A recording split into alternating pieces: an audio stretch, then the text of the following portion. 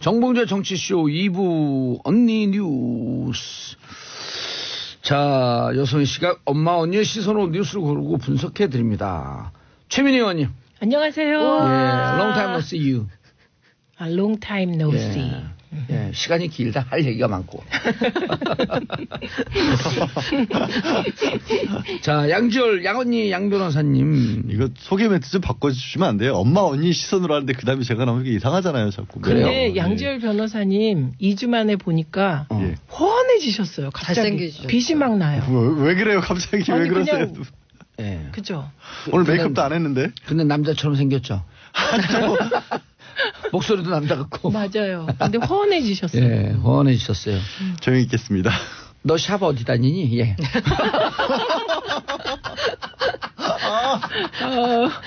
저도 궁금하네요. 저 오늘 청취자 모드로 그냥 방청객 모드로 가만히 있을 거예요. 삐졌어요. 자, 고란사에 중앙일보 보기 기자가 네, 요즘 목이 쉬니까 인사하세요 일단. 네, 안녕하세요. 고란입니다. 네, 제가 요즘 성대모사가 돼요. 목이 쉬어갖고 다스는 내 거예요, 내 거. 예, 다스는 내 거예요, 내 거. 다스 내 거라도 안 주대요. 자, MB 정부의 공작 도대체 어디까지 왔냐? 공장명 연어, 공장명 데이비슨. 우리 일부에서 잠깐 소개했거든요. 네, 데이비드슨. 데이비드슨이야? 아니, 네. 영어로 데이비슨. 오, 네. 데이비드슨이 어디 있어요? 한국말로 풀어서. 예. 예, 이게. 이게. 들어가시기 전에 예. 일부 뉴스 브리핑 때 온 문자예요. 김속희님, 와, 오늘 봉도사님 말씀 한마디 한마디가 가슴에 시원하게 와닿아요. 김용옥님, 도울 선생님 아니시죠? 그래서 도울 선생 아니시죠? 광고 길어도 꾹 참고 언니 뉴스 기다렸어요. 아, 네. 예. 봉도사님. 네. 이렇게 여러와 같은 애청자들의 사랑을 받고 계시군요. 예. 이게 공장명 연어. 예, 그리고 공장명, 저는 데이비드슨. 네, 한국말로 작전명이죠. 풀어서. 이게 작전명인데요. 공장명 연어는 노무현 대통령님에 대한 공작입니다. 예. 근데 왜 연어냐? 봉화로 돌아가셔서 연어가 원래 이제 산란기에 이렇게 알을 낳으러 자기 있던 곳으로 태어난 곳으로 돌아오는 것처럼 그 봉화로 돌아가셨잖아요. 그래서 연어로 공장명을 붙였고요. 아, 그래요? 저는 해외에 있는 그 증언들 관계자들 다 소집해서 그런 돌아오라. 네, 근데 그게 아니고 노무현 대통령님이 그런 조롱 섞인 작전명이에요. 네, 그렇게도 볼 수 있죠. 그래서 연어. 그 다음에 공장명 데이비드스는 DJ. 예. 그 DJ를 따서 이렇게 한 겁니다. 그런데 이게 이제 문제가 되는 건요. 그동안의 국정원 특수활동비가 문제가 됐잖아요. 예. 이들이 연어와 데이비드슨 공작에 쓴 돈은 일반 특활비가 아닙니다. 대북 특수공작금. 예, 대북 공작금 10억여 원을 말하자면 DJ와 노무현 전 대통령의 비위를 캐기 위해서 부당 사용한 것입니다. 근데 이게 이제 더 웃긴 거는요. 필리핀에 이제 노무현 전 대통령 대북 비리 금액을 가지고 도망간 사람이 있다는 첩보를 입수했는데 국정원이. 참 가짜 뉴스도 잘 뉴스에. 예, 그 당시에도 있었던 거죠. 예. 가짜 뉴스가. 근데 그 가짜 뉴스에 속아서 진짜 필리핀으로 요원을 급파했대요. 그래서 필리핀 당국에 그 혐의자를 인도받아야 되잖아요. 근데 인도가 쉽질 않잖아요. 예. 국제관계에서. 그러니까 그 누군가에게 뇌물까지 받죠. 범죄인 인도가 원래 오래 걸리잖아요. 아니, 그럼 범죄인인지 특정할 수도 없잖아요. 네, 그렇죠. 그런데 예. 지명해서 그 비리를 가지고 떠난 그 사람을 지명해서 그 사람을 데려오기 위해서 필리핀 누군가에게 뇌물을 바쳤다고 합니다. 그래갖고 데려왔어요. 조사를 했는데 노무현 대통령과는 아무 관련이 없는 사람이었다고 합니다. 그러니까 실패한 공작. 얼마 썼대요, 거기다가? 10억여 원이니까. 10억? 우리가 지금 저는 10억 그래서 얼마 아니네 이렇게 된 거예요. 너무 조 단위로 막 왔다 갔다 하니까. 10억이면요. 10억이면 연봉 5천만 원짜리 그 직장인이요. 10억 만들려면 한 20몇 년 걸려고 쓸 거 다 만들지도 못해 결국 살면서. 네, 그리고 그 수치상으로만 가능한 돈이에요. 그렇죠. 저는 뭐 10억 그런 감이 없습니다. 10억이나 1조나 네. 10조나 저에게. 웬만하면 평생 만져보기 힘든 불가능하죠. 진짜. 그런데 DJ에 대해서는 혹시 기억하세요? 한상률 전 국세청장이. 예, 네. 기억하죠. 예, 2008년에 독일까지 가서 예. 독일 국세청장에게 조세 피난처인 리텐슈타인 공국에 한국 기업 관련 계좌 정보를 내놔라. 그래서 국제적인 망신을 샀다는 그 얘기 네. 기억하실 텐데요. 이 사건이 나중에 주성령 박주원 진실 게임으로 최근에 난리가 나기도 했죠. 그러니까 국세청장은 DJ 비자금을 캐기 위해서 독일로 날아갔고 그다음에 국정원은 미국에 DJ 비자금이 있다는 또 첩보를 입수하시고 조사를 만방으로 해보았으나 이 또한 사실무근으로 결론이 났다고 합니다. 그러니까 저는 이번에 요 MB 정부 공작을 보면서 확실한 게 밝혀진 게 그동안에 DJ 비자금 온갖 소문이 다 예. 있었잖아요.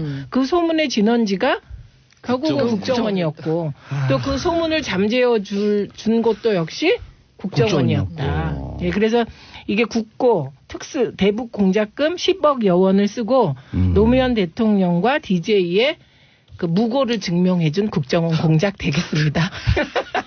참 잘했어요. 똥구멍이 5개. 그래도 잘했죠. 예, 네. 그리고요.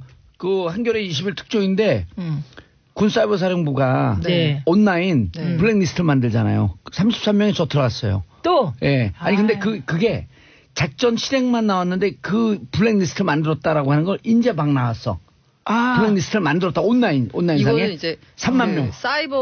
군 사이버 사령부가. 사부가 만든 블랙리스트고 지금 그건 뭐 문체부 블랙리스트 뭐 또 사법부 그렇죠. 블랙리스트 뭐 되게 많은 다양한 거죠. 블랙리스트 예, 중에 근데- 또 하나가 또 나온 거예요. 근데 이거는 왜냐하면 국정원 참 잘했어요. 근데 네. 그 군사이버사령부 블랙리스트 작전명은요. 네. 빨간 펜. 빨간 펜 동그라미. 그래서 제가 국정원 참 잘했어요. 빨간 펜 동그라미 5개. 근데 이게 아, 지금 죽겠다, 진짜. 우리 애청자들께서도 블랙리스트가 너무 여러 개 나오다 보니까 네, 너무 헷갈리실 정도가 된 것 같고 국정원의 특활비 건도 이게 너무 많이 나오잖아요. 여기저기서 문제되는 게. 그리고 주진우 기자는 고발 당했나요? 여러 건 당했죠. 아니 근데 한두 개 저는 당한 게 아니라서. 최근에 고발 당했는지 궁금한 게 예. 국정원 특활비가 예. MB 정부 때 예. MB와 영부인에게 매달 1억씩 갔다 이런 주장을 공개적으로 했어요. 그래서 총 60억이다 이렇게. 그래서 이 부분을 고발했나가 되게 궁금해요. 아, 근데 그게 이제 어제 요즘 나오기 시작하잖아요. 국정원 그 공작금, 네. 그다음 네. 특활비 네. 이거를 묶어서 지금 5억 5천 들어갔다라는데 그 이상의 어마어마한 액수를 검찰이 지금 파악을 한 거예요. 그래서 김윤옥 씨와 MB에게 직접 들어갔다. 그리고 이것을 원세훈이 직접 전달했는데 경우에 따라서는 이병채 부인도 여기에 전달책이다. 아, 그 펜트하우스 주인. 그렇죠. 펜타스 주인. 이게 우리가 지금 그 몇 주 전서부터 얘기했잖아요. 근데 네. 여기로 끝나지 않고 지금 의혹은 우리한테 들어온 제보는 네. 이 돈이 해외로 나갔다. 그래서 스탠포드에 간 200만 불은 네. 빙산의 일각에 불과하다. 아. 그걸 제가 오늘 페이스북에 썼어요. 아 공개하셨어요? 그래서 공개했죠. 빨간 펜 받았어요? 이미 받으셨어요? 빨간 펜이잖아요. 아니 근데 여기서 대목이 중요한 게 10억을 계산해 봤어요. 제가. 한 달에 얼마씩 저금해요? 고란 기자님? 저 사실 대출 많이 받아서 예. 빚갑니다. 아니 예를 들어 우리 직장인들이 부부가 같이 네. 직장 생활에도 200만 원 적금하는 사람 없잖아요. 없어요. 아유, 힘들어요. 어렵죠. 특히 애가 생기면 200만 원씩 네. 적금을 한 걸 10억을 만들기 위해서 200만 원씩 적금을 했어요. 그랬더니 네. 44년이 걸려요. 그런데 44년 동안 실업 상태가 한 번도 없어야 되잖아요. 그렇죠. 그리고 그래서 너무 많았고 150만 원 줄였어요. 적금을. 그랬더니 55년 걸려. 우리 축구 난 다음에도 계속 보여야 돼. 근데 저는 그 영화 1987 보셨잖아요. 네. 영화 1987 보면 거기 이제 주요 사건이 그 당시 대공처장이 물론 경찰 소속입니다만 김대중 전 대통령을 종북으로 몰기 위해서 정부가 그때는 간첩이에요. 간첩으로 몰기 위해서 간첩단을 조작하려고 애쓰는 게 그 사건이었잖아요. 박정원이가요. 박정원 대공처장이 똑같은 비슷한 일이잖아요. 너무 김대중 대통령의 비위를 캔답시고 국정원을 풀었을 때는 똑같은 일이고 또 1987 보면 장세동 역할을 맡은 문성근 씨가 맡아서. 하필은 문 배우님은. 근데 잘 어울리시더라. 근데 어머. 안기부 워낙 연기를 잘하시니까요. 그러면 안기 부장이 호텔 스위트룸 앉아놓고 거기서 돈가방 쌓아놓고 돈 나눠주면서 여러 가지 공작 시키잖아요. 대구처장도 거기 불려가서 원세훈 전 원장도 호텔 스위트룸을 1년 빌려 썼다는 거 아니에요. 그러니까 영화 그게 1987에서 수십억이랬잖아. 네, 스위트룸이. 1987에서 했던 게 2009년에도 그대로 했던 거예요. 비슷한 맥락으로 똑같잖아요. 이게 뭐예요 이게? 근데요 스위트룸은 어떻게 생겼나? 뭐 설탕 뿌려놓은 거 아니야? 루에다 설탕 아니 영화 안 보셨구나. 영화 보면 아니 근데 보통 그거는 일부분인데 영화에서만 봤지 실제로 못 봐서. 뭐 호텔방인데 호텔방은 봉전- 보통 큰 침대만 호텔방 있는데 영화에 보면 로비가 있잖아요. 로비가. 스위트룸이요? 네. 설탕 뿌려져 있지 않을까? 아, 아니, 근데 아침에 이 스위트룸 얘기 나왔으니까 네. 옆으로 살짝 잠깐 세면 스위트룸이 S잖아요. 네. 최순실도 S니까 최순실이 스위트룸에 자주 갔을 것 같잖아요. 아니 그럴 것 같아요. 예? 저는 그럴 것 같아요. 그럴 것 같죠. 그리고 네. 또 말씀을 하고 S로 시작하는 호텔이 있을 거 아니에요. 그렇죠? 네. 여기에서 네. 방산 비리가 이루어졌어요. 에? 뭐, 이것도 그거 갑자기 지금 제가 추적하고 있는 건데 여기서 네. 무기회사 있잖아요. 네. 미국에. 네. 그 사람을 하나밖에 만났어요. 없잖아요. 아, 그런 소문은 많이 있었고. 아니 그 사람을 만났어요. 그러니까 그 만난 거 사진으로 봤어요. 어? 누군가가. 지금요. S가? 네. 마치 S가 직접이요? 암호가 막 나오는 것 같아요. 우리도 이제 작전 연어 그런 거 청취자분들 헷갈려요. 왜요? SK. 아니 제가 그 간단해요. 방산 비리를 지금 이 검찰에서 하나도 못 건드리고 있거든요. 예. 근데 우리가 방산 비리를 또 추적하고 있다. 근데 사진을 보셨다고요? S가 거기 있는? 그럼요. 그런 거. S가 S에서 R을 만나는? R을 만나는. 예. 그런 근거 없이는 우리가 안 그거 움직이죠. 어마어마한 사건인데 그래서 그러면. 그때 최순실 사태 나왔을 때도 진짜 큰 줄기는 방산에 있는데 이 부분을 어떻게 밝히느냐가 문제다 뭐 이런 얘기가 제가 그 얘기해 나왔었는데. 줬잖아요. 노승일 씨가 정윤아를 만났더니 야 누구 친해? 그다음에 그 법무장관 누구죠? 황교안 친해? 그랬더니 웃기는 소리 하고 있네. 정유라 표현이. 웃기는 소리 하고 있네. 독일에 있을 때. 네. 우리 아빠가 형님이라고 부르는 건 김관진 아저씨밖에 없어요. 김관진 국방부 장관, 안보실장, 정윤회. 어마어마한 얘기를 예. 하시는데. 아니 진짜. 지금 이 얘기를 갑자기 정권 교체가 됐다는 게 너무 실감이 되는 거 있죠. 그러면 이 얘기를 공중파 라디오에서 하고 계시니까. 그 그러면 실제로- 실감. 아니 여기까지만 하고 우리가 추적 중이다. 그쵸. 네. 아니 제가 그 제2모 방송국에 가서도 한 얘기예요. 그러면 그 소문도 일정 부분 뭔가 있는 건가요? 단서가 그 최자매 일가 중에 아들이 예. 그 알사와 관계된 로비스트다라는 소문이 있었잖아요. 일단은 분명히 최 씨는 이제 나와요. 근데 이게 최 씨? 너무 방산 비리 너무 커서 네. 우리 이 정부 내 그 적폐 세력을 걸르고 그래도 방산 비리와 연결되어 있는 뿌리는 잘 끄집어내질 못하는 거예요. 이상하게 방산 비리는 문재인 대통령께서 강도 높게 비판했잖아요. 네. 이건 예. 반역이라 그랬나 뭐라 그랬죠? 예. 국가를 완전히 무너뜨리는 거. 근데 방산 비리 수사를 못 하잖아요. 그만큼 뿌리가 깊은 거예요. 제가 1월 4일 날 제2모 방송국에 가고 MB는 특활비로 무너집니다. 그렇게 예견을 했어요. 왜냐면 그때도 우리는 알고 있었으니까. 노스트라다무. 알게 추적을 하고 있었으니까요. 아니 노스트라 봉이라잖아요. 봉스트라다무스. 봉스트라다무스. 그리고 제가 또 네. 그리고 2주일 있다가 네. 앞으로 여성 이름이 2명이 나올 겁니다 그랬어요. 김윤옥 나왔잖아요. 네. 곧 이병철 나올 거고. 그러고 보니까 진짜 그런 말씀 하셨는데 그때는 그냥 뭐지? 라고 오늘 했는데. 저도 하나 얘기하는 게 있어요. 그런 시작할 얘기요? 때 네. 얘기를 했죠 이미. 방청객 무드로 돌아서겠다 그러는데 오늘 그래야 될 것 같아요. 계속 말씀하세요. 전이 귀여워 죽겠어. 깨물어 먹고 싶어. 그리고 아침에 제가 뉴스 보다 보니까 예. 동아일보 단독이었는데 그 이현동 전 국세청장이 국정원으로부터 수천만 원의 특활비를 받으면서 이렇게 뒷조사를 해줬다고. 그렇죠. 네. 그러니까 이게 진짜 이 비정상의 정상화 어떻게 돼요 이게? 예? 자, 3480님 노무현 대통령 너무 좋아했는데 듣고 있으니 소름 끼쳐요. 아, 노무현 대통령님이 이렇게 뒷조사 하셨다는 게 아니고요. 노무현 대통령 뒷조사를 이렇게 당했다는 얘기입니다. 그러니까 그래서 소름 끼치는 네, 거죠. 소름 끼치는 건데 오. 근데 어쨌든 국정원이 노무현 전 대통령의 비리가 없다는 것을 확인해 준 게 연호 공작이다. 이렇게 정리하시면 근데 좋겠습니다. 아직도 가짜뉴스는 돌고 있다라는 네. 것까지도. 그럼요. 거기에 왜냐하면 그런 소문 저기 그걸 확인하기 위해서 국정원이 출동했다까지만 만들어서 가짜뉴스를 퍼뜨리는 거예요. 그때 국정원이 우리가 이렇게 뒷조사했는데 노무현 대통령 아무 비리 없더라. 김대중 대통령 비리 없더라. 이걸 밝혔으면 국정원이 제 역할을 한 건데. 그럴 리가 없죠. 그럴 리가 없어요. 이 연호 공작이나 데이비드슨 의도가. 공작을 진행하게 된 것이 촛불 집회 이후 네. 그리고 그 과정에서 광우병. 광우병 파동으로 MB 지지율이요 그냥 떨어지니까. 폭락하죠. 아, 8% 그러니까 10% 이렇게. 민주개혁 진영에 흠집을 내기 위해서 네, 시작한 난왜 공작들입니다. 뒷조사를 했나 그랬어요. 그 사람들이 이상한 사람들이 다 나를 뒷조사를 하고 있고. 그러니까 진보 개혁 진영, 민주개혁 진영이 이렇게 부정한 사람들이다 그렇죠. 라고 하는 걸 만천을 밝히려고 그러다 보니까 했는데 어머 이렇게 깨끗한 사람들이었어. 그러니까 결백을 증명한 사건입니다. 아니 지금도요. 그 가짜 뉴스에 뭐 문재인 대통령이 금괴를 뭐 갖고 이런 문수르. 예? 문수르. 문수르 진짜 우를 옆으로 하면 만수르가 되는 건데. 네, 그래서 우리가요 그 문수르 씨라고 막 돌아서 저희 금괴 하나씩만 나눠주세요. 예. 뭐라고 하시던가요? 금수저 하나만이라도 나눠주고 금수저 물구라도 좀 다녀보게.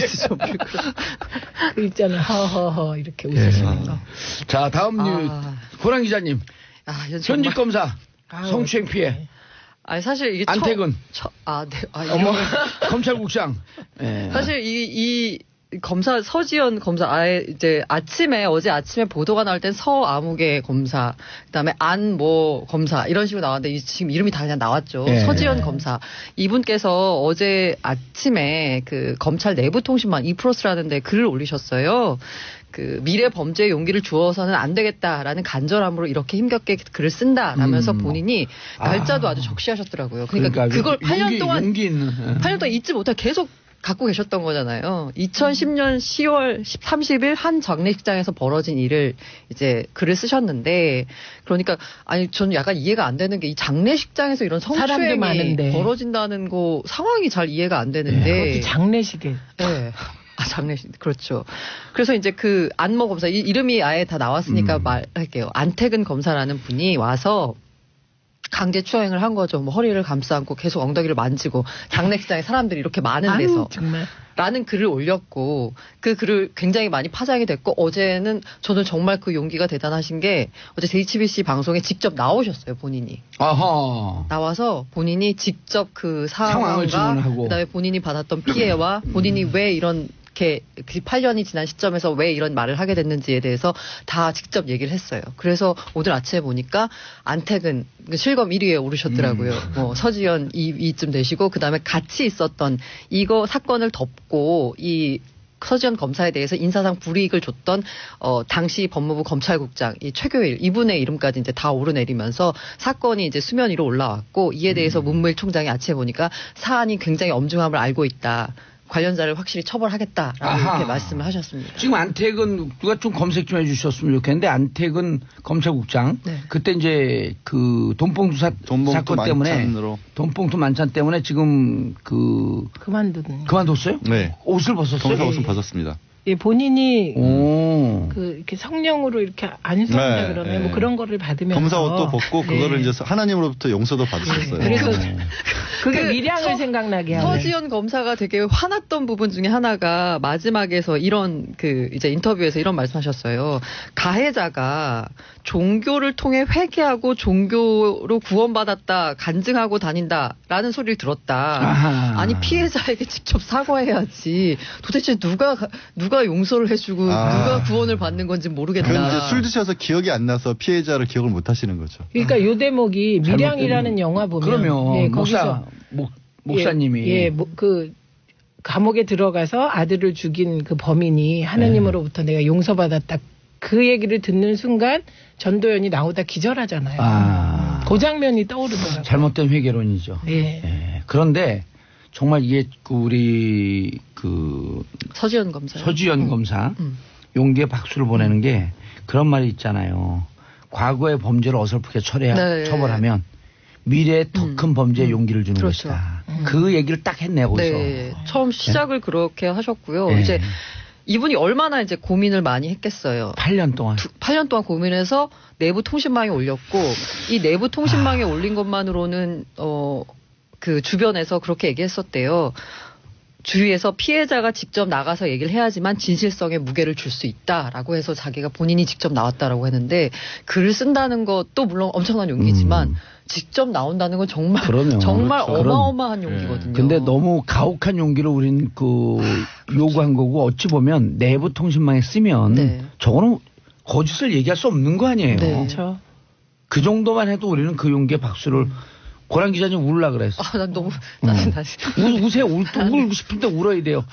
엉엉 우세요. 엉엉. 아, 네네. 예. 아이고, 왜냐하면 복받쳐서. 같은 여성 입장에서 얼마나 동병상련의 그 감이 있겠어요. 기자들도 여기자들도 이런 성추행을 많이 당해요. 네. 그래서 문제가 되는데 네. 늘 유야무야 돼요. 왔죠. 예. 근데 이게 딸 저는 같아서 그렇대잖아요. 이런 일이 벌어진 박모 것도 캐디. 의장 캐디.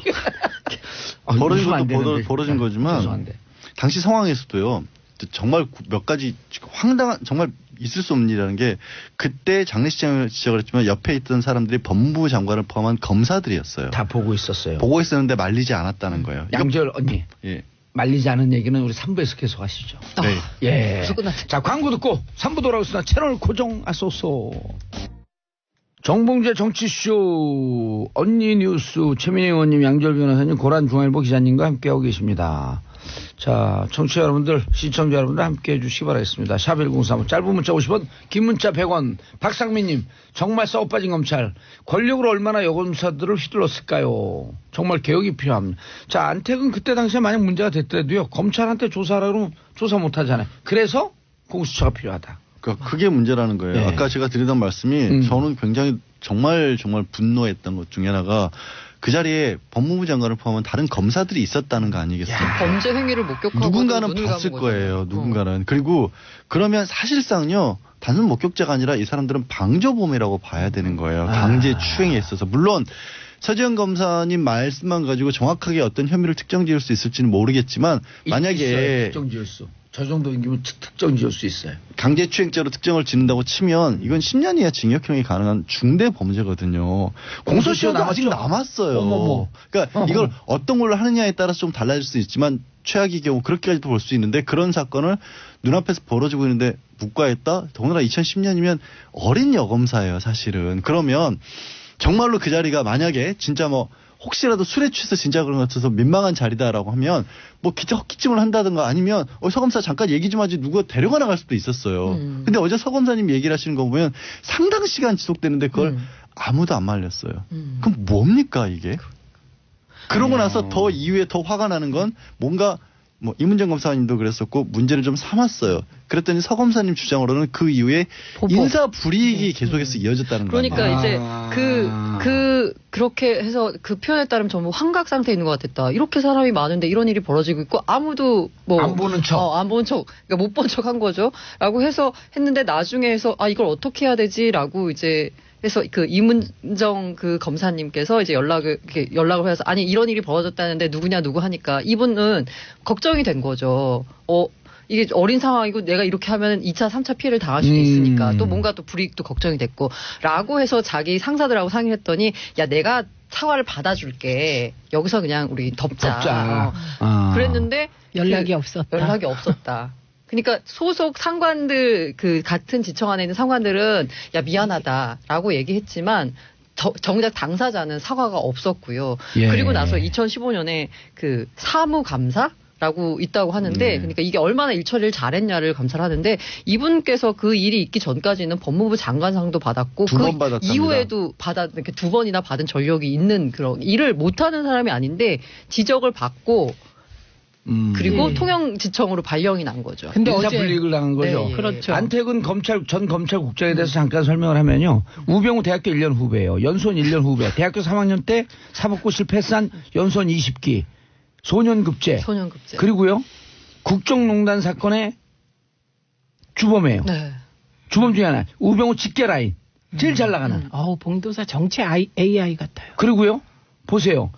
이 성추행할 때 이게 자꾸만 50이 넘으면 뭐 아주 뭐 나이 들고 지긋한 이런 분이 성추행한 것처럼 보이는데 이 성추행할 그때 당시에 나이 44살. 새파란 예. 어린 XX가. 예, 그것도 그런데요. 저는 어제 인터뷰에서 좀 끔찍했던 게 그 검찰청 내에서 성폭행도 있었는데 그 성폭행 당한 여검사를 잘 나가는 검사 발목 잡는 꽃뱀이라고 비난했다는 거 듣고 이것도 진짜 너무 깜짝 놀랐어요. 이렇게 성폭행도 있었고요. 그렇죠. 서검사가 쓴 글을 보면 성추행 사실을 문제 삼으면 잘 나가는 검사 발목 잡는 꽃뱀이라는 비난이 쏟아진다.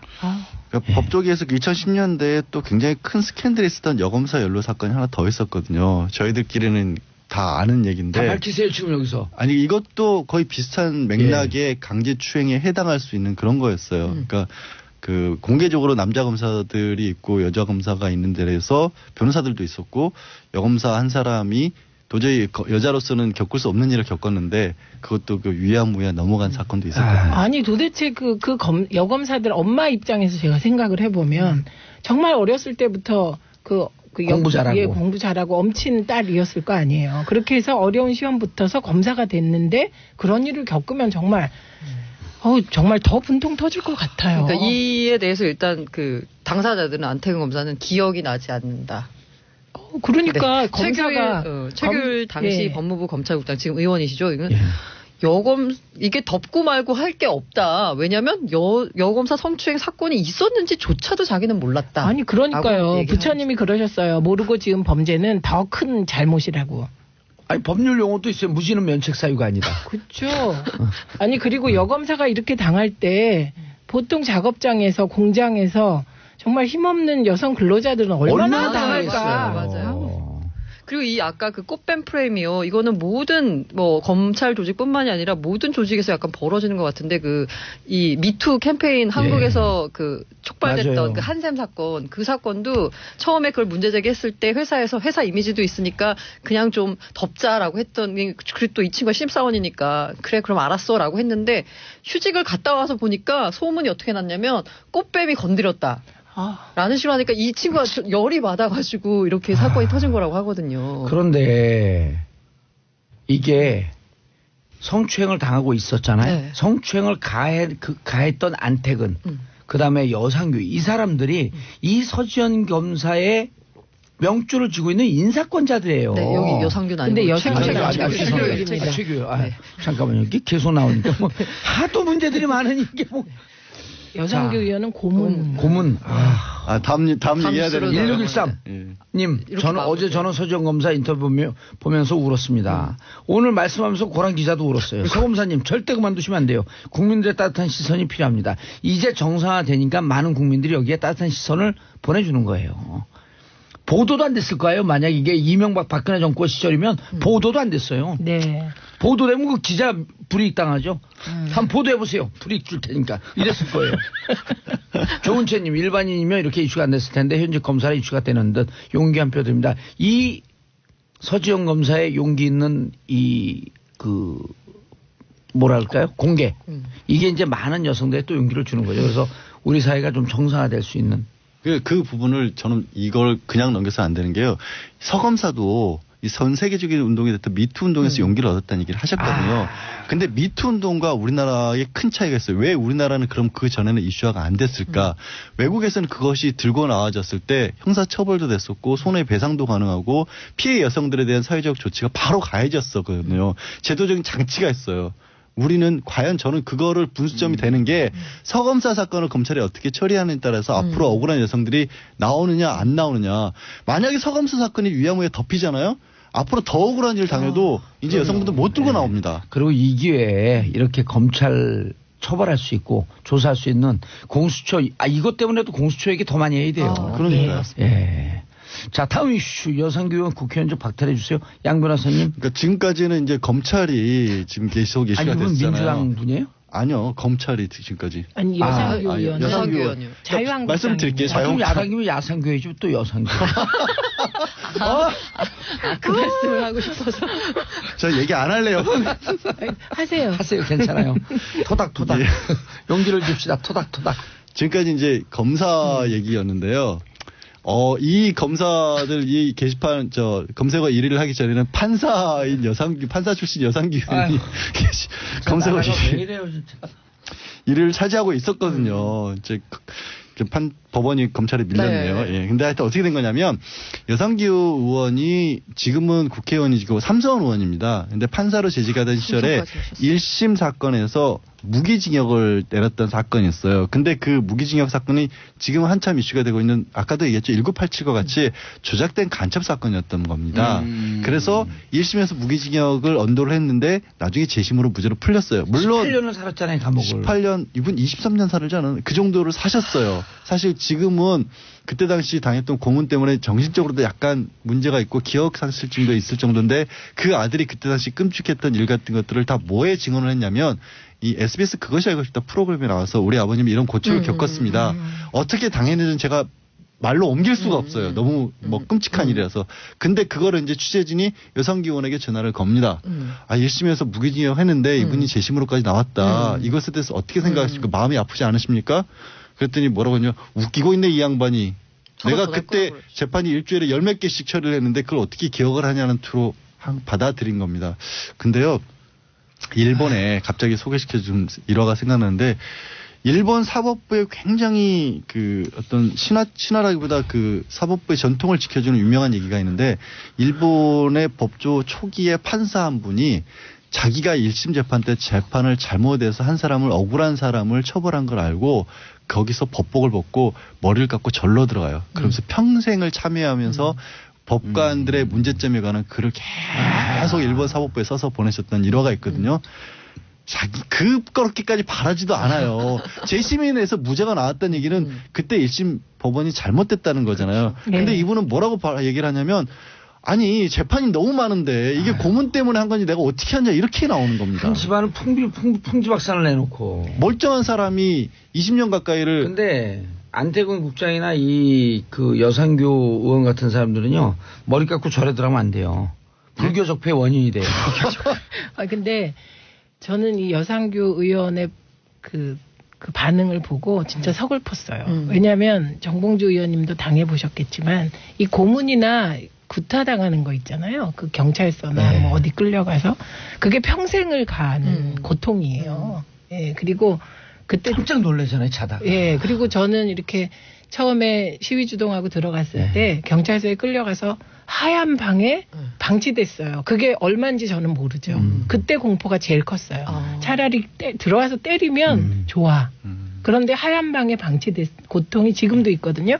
그런데 이렇게 당한 사람들은 평생을 지고 가는 상처인데 야, 당시에 검사는 뭐 반응이 여러 개 나왔고 이근한의 경우는 뭐 지금 저기 전도하고 다니시잖아요. 회개하고. 예. 그리고 회개한 척하고. 예, 판사가 이랬다는 게 그래도 그때 어쨌든 판사는 좀 피고의 입장을 들어주지 않을까. 그래서 많은 공안 사건의 관계자들 특히 납부거부들 같은 경우 엄청나게 고문 당하거든요. 판사 앞에서 막 울부짖어서 판결을 바꾼 사람도 있어요. 그렇죠. 그리고 그걸 들어준 판사들도 있었어요. 최후의 보루라 하잖아요, 양심에. 최후의 보루란 얘기를 어제 우병호 전 민정수석이 했죠. 검찰이 지금 정치 보복을 하고 있는데 법원이 나서서 이 사법부가 살아있다는 걸 보여달라고. 또 우병우가 적폐 표적 수사의 아주 대명사 아닌가요? 그런 거 잘하시는 걸로. 그걸 자기가 그렇게 한 것 때문에 이제 보복을 당하고 있으니 이제 법원이 나서서 나를 구제해 달라고 어제 최후 변론에서 얘기했죠. 그건 마치 최순실 씨가 이 땅의 민주주의가 어디 갔냐라고 외치던 모습과 비슷하네요. 고문 얘기는요. 저희 집안에도 이제 광주 사건 관련해서 고문을 당했고 지금 이제 유공자이기도 한데 그분이 겪은 얘기를 해주시는데 이런 거예요. 요즘은 이제 지하철 자동 판매기지만 지하철 표 판매하는 분 있잖아요. 서울 올라오셔가지고 수십 년이 지났잖아요. 이미 이제 유공자로 소원도 받고 표 판매원이 자기를 고문했던 사람이랑 너무 똑같이 생겼더래요. 근데 그 순간에 그냥 거기 주저앉아서 움직일 수가 없더래요. 수십 년이 지난 뒤인데도 저 사람일 리가 없다는 걸 머릿속으로 아는데도 닮았다는 이유 하나만으로도 손발이 마비가 돼서 그냥 주저앉았대요. 거기 개차구에. 굉장히 강하신 남성분이거든요. 제가 말씀드린 집안 어르신이 그럴 정도의 상처를 남기는 게 고문이에요. 아니 고문까지 안 가더라도요. 이렇게 밀폐된 공간 우리가 밀폐된 공간 1평짜리 밀폐된 공간에 있으면요. 거기가 갇힌 곳이라고 하는 것을 느끼지 않기 위해서 벽에다 등을 안 대요. 그래서 문득 벽에 등을 대면 깜짝 놀래요. 근데 지금도 음식점 가고 벽에 등이 닿으면 깜짝 놀래요. 그리고 벽에서 등을 띄워요. 그런데 그 징역 살면서도 그런 거거든요. 근데 이 고문을 당하면 옛날에 민문협 그 민중문화운동 하던 선배들은 그 국정원을 끌려갔잖아요. 네. 근데 이분들은 예민하니까. 예술가니까. 아까 이제 최민희 의원은 하얀 방에 놓다 그러잖아요. 하얀 방에 놓아갖고 너무 이게 머리가 어지럽고 수도가 있으니까 수돗물을 틀면 하얀 물이 나와요. 네? 그리고 며칠 있다 빨간 방으로 옮기고 또 물을 틀면 빨간 물이 나와요. 네? 파란 방으로 옮기면 파란 물이 나와요. 그리고 그래요? 일주일 있으면 돌아버려요 다. 그런 고문을 당해요. 아니 상상이 돼요? 너무 놀라갖고 머리를 적시는데 빨간 방에 들어갔고 그러다 눈을 딱 떠니 피가 떨어지고 놀라갖고 기절했는데 보니까 빨간 물이 나오는 거예요. 그냥 색으로 고문하는 거예요. 고문이 아니라 사람을 그냥 미치게 만드는 거잖아요. 그리고 이 예술하는 사람도 민감해갖고 더 빨리 미치는 거예요. 그래갖고 미친 사람들이 많아요. 조현병 걸린 사람들이 무척 많아요. 그래갖고. 아니 김문수 전 지사가 지금 뭐 자유한국당이지만 그랬잖아요. 그때 선어련 사건으로 고문당하고 나오면서 완전 인간 백정이었다. 그 놈들은. 맞아요. 근데 이제 그것이 알고 싶다고 화제가 된 이유 중에 하나가 그렇게 고문을 했던 사람들이 아직도 잘 살고 있는 사람들이 너무나 많다라는 거죠. 우리가 아까 이근한 정도는 고문치사로 워낙 징역형도 받았고 사회적으로 비난도 많았기 때문에 그 사람은 나름 고생을 했는데 나머지 사람들은 그 재심으로 억울한 일을 겪게 만든 사람들인데 국가에 공세웠다고 표창받았어. 서운 유공자로. 그러니까 고문한 사람도 고문 당한 사람들도 다 유공자랍시고 지금 혜택 받고 대중교통 무료 이용하고 뭐 대출 받고 이럴 때도 유리하게 작용하고. 김근태 의장님도 정기고문 받고 잠시 쉬고 있는데 고문하던 당사자들이 아이들 그리고 아이들 그 대학교 입시 학교 성적을 서로 말을 나누고 있는데 그 순간에 더 공포스러웠대잖아요. 악마의 일상성. 저 사람들도 악의 평범성. 마치 악마의 평범성. 그 얘기를 하는데 너무 무서웠다는 거예요. 아휴. 근데요, 제가 놀란 건 또 김기춘, 안강근 그리고 특히 황우여 의원도 판사. 비슷한 일을 하신 그렇죠. 거예요. 아니 그러니까 이렇게 고문 받아갖고 법정에 쓴 사람들이 고문 받았다고 주장을 하는데도 외면한 거죠. 근데 황우여 그 의원은요, 되게 부드럽고 평소에 만나면 그러셔요. 그래서 또 놀랐다니까. 그러니까 저도요. 개인적으로도 친하게 지냈거든. 또 황우여 이분이요 왜 그런 관계 우리하고 연이 있냐면 김근태 의장과 그 서울대 동기동창이에요. 그 친구예요 또 둘이. 그러니까 법원에서 판사들이 판단할 때 그때 당시 시대상에 비춰봤을 때 용기를 내서 이건 정말로 아니었다라고 말할 수 없는 경우들도 좀 있었으라고 저는 봐요. 누구나 그런 상황이 처해지니까. 그리고 실제로 만들어진 기록들 같은 경우 요즘보다도 그때는 피고인들 잘 안 봤거든요. 그냥 기록만 보고 재판을 시작했으니까 그럴 가능성이 있는데 그것보다도 저는 위에서 그거를 실제로 엮어낸 사람들 있죠. 김기춘 전 비서실장 같은 경우는 간첩단 사건 몇 개를 만들어냈거든요. 본인이 지시했고. 그런데도 그 사람들은 모를 수가 없어요. 어떤 과정으로 이게 만들어지는지를. 법원의 판사들은 비겁하지만 눈을 감았다고 한다면 이 위선들은 위에서 눈을 뜨고 보낸 사람이래요. 아니 그때 최승호 PD가 만들었던 공범자들 말고 그 전에 자백 영화를 보면 거기에 나온 기록만 해도 75년서부터 79년까지 그 국정원 대공 무슨 국장을 했었잖아요. 김기춘 씨가. 그때 제일 유학생 간첩단 사건 조작한 것만 23건이에요. 그게 지금 재심에 올라가고 15건이 무죄. 그것이 알고 싶다 해서 황우여 전 의원이 제작진에게 보낸 문자. 이연치를 모른다. 뭐 예의를 좀 지켜줘라. 지난 판결 내용이나 과정에 대해 판결로 말하는 것은 언급 안 하는 것이 지켜내려는 불문율입니다. 그럼 재심 청구는 왜 합니까?